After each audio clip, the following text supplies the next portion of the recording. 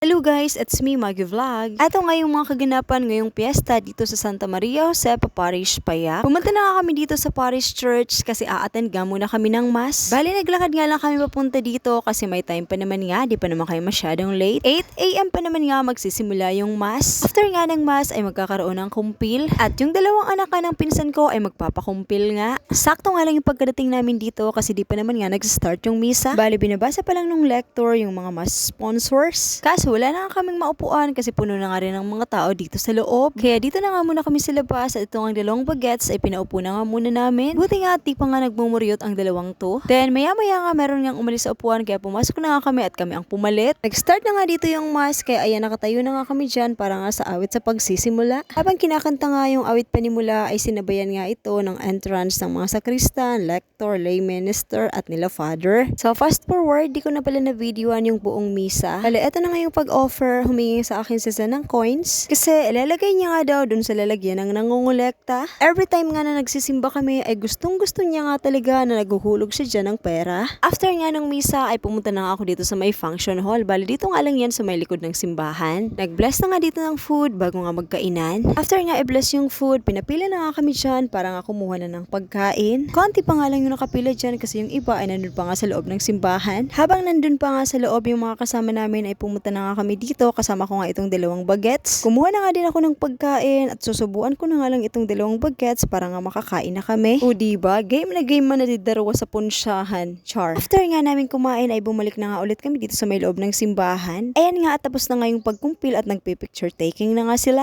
O sira, sige pa picture pero ako busog na. Char. Eto nga pala yung dalawang anak ng pinsan ko na nagpakumpil. Di ko nga sila na videoan dun sa simbahan kasi ang hirap nga mahuli cam. Sobrang mahihain kasi ang dalawang to pagdating nga sa camera. Pinilit ko nga lang sila dyan kasi ang akala nila ay pipicturean ko lang sila. Dito na nga pala yan sa Maruma Beach. Bali meron nga din pala silang handang foods. At ibang foods nga din pala yung kanilang inihanda. At dahil invited din ako dito kaya kumain ulit ako. At meron nga din palang bisita dito from Zone 6 boundary. Sabi nga dyan Auntie Salve, yan daw yung inaanak niyang gwapo. Shoutout nga sa'yo, pading Ruel Rebano. Anak niya din kasi yung isang anak ng pinsan ko na inaanak ko din. Kaya magmadi sa kapadi. Char. After nga kumain, syempre di mawawala ang inuman. Kaya eto nga at nag-inuman na nga itong team boundary. Shoutout nga sa inyong lahat. Then maya nga uminom na nga din kami. Bali San Mig Light lang naman ang ininom namin. Very light nga lang to at di naman nga to nakakalasing. Nag-shot na si Mading Rose, si Ramsa na. Char. Next nga ay nag-shot na nga din tong isa kong pinsan. Meron pang nakahabol na bisita. Bali kararating nga lang nitong dalawa. Shoutout kay Ella May at kay Eljan May. Amuyan ka pa uri-uri ninyo. Maraysa ng agkupatuda. Char. So ayun lang. Thank you for watching. See you on my next mini vlog. Bye.